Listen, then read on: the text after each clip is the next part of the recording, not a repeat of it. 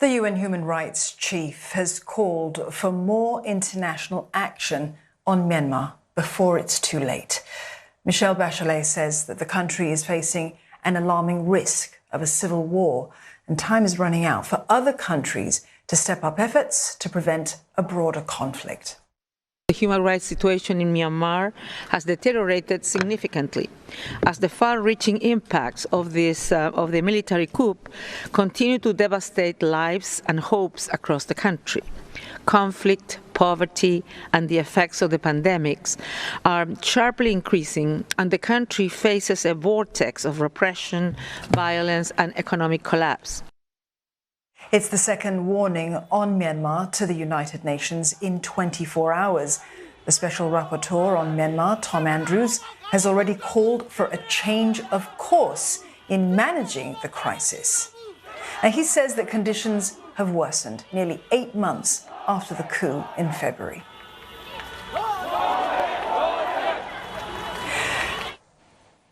James Rodehaver from the UN Office of the High Commissioner for Human Rights joins us now. Good evening.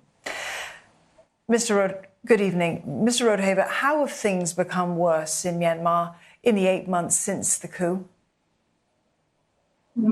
It might be easier to ask what has not gotten worse. The country has been on a downward spiral since February.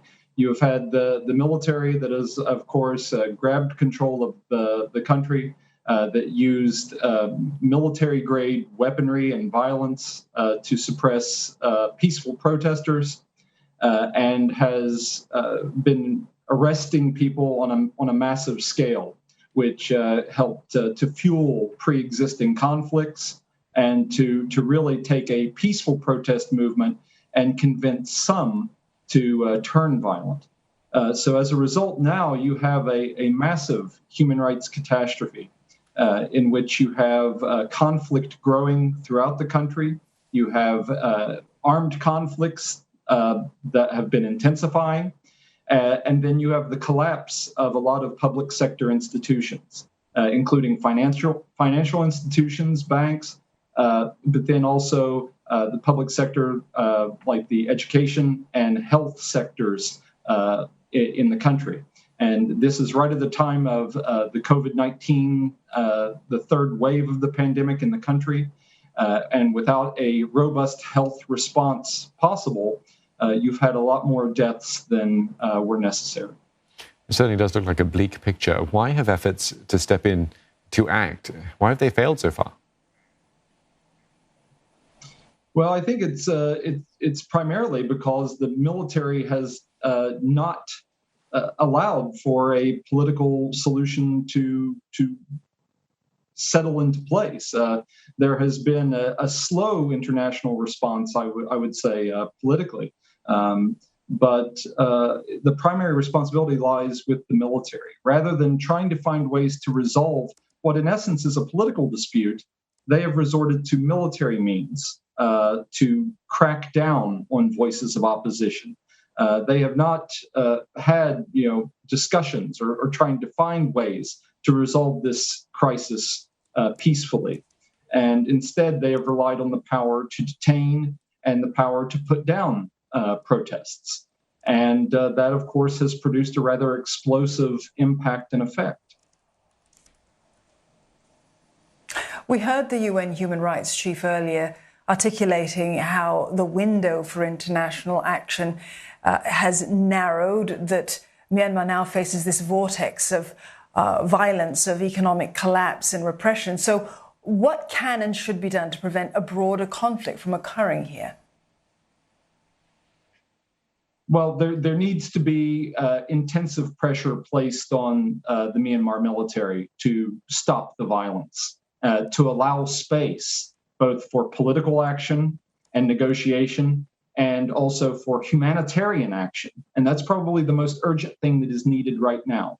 That because of the pandemic and its impacts, because of the growing conflict in the country and the impacts of those clashes throughout the country, there is a growing humanitarian need Also, because the vast majority of the population has walked away from work, from the jobs that they've had in a wave of general strikes to weaken the military and the coup. You have, again, this growth of poverty, this need for humanitarian assistance that is growing exponentially. And so there needs to be the political space and the humanitarian space to begin a process to resolve this crisis. In the end, dialogue and a return to democracy, that is how this crisis will be solved. ASEAN has been positioned as the body best placed to do just that. Why have they been unable to make any ground? Again, it comes down to having a willingness to talk, a willingness to push a political process forward. There needs to be a process put into place. There needs to be discussions with all actors on the ground in order to resolve this very intensive crisis. Certain steps need to be taken. The confidence of people in a process will have to be raised. And to do that, you're going to have to take steps like releasing political prisoners. You're going to have to stop detaining people en masse on a daily basis. You're going to have to stop the attacks. And that is the responsibility of the military, to take that responsibility onto themselves to diffuse the crisis and to diffuse the violence. Well, countries in this region have been watching with great concern what has developed in Myanmar and how the ongoing events are evolving. The United Nations says that there will be regional consequences. So what could these entail? Well, I think that you've already seen some of the regional consequences. You, of course, have the political dimensions of this crisis that has, even though ASEAN was able to reach a consensus within its countries, you've had obviously a disconnect that has prevented a solution from being pursued more vigorously. But at the same time, of course, you have the impacts of the fighting itself. That is, the humanitarian crisis. You have of course, a crisis of people fleeing that violence, and then of course the impact that whenever you have population movements, whenever you have the shutdown of financial institutions, and the inability of a state to take care of its own people or to resolve its own crisis. The effects of that spill out into neighboring countries.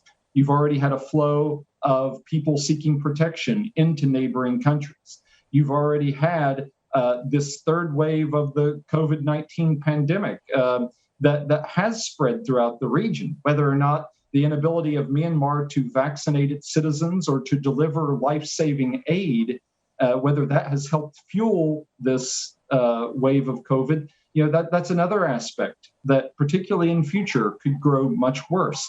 So there are real life consequences of not dealing with this crisis for the region that should put a real impetus behind finding a solution and finding it right now. Mr. Rodehaver, thank you very much for joining us today and for your thoughts. James Rodehaver there from the UN Office of the High Commissioner for Human Rights.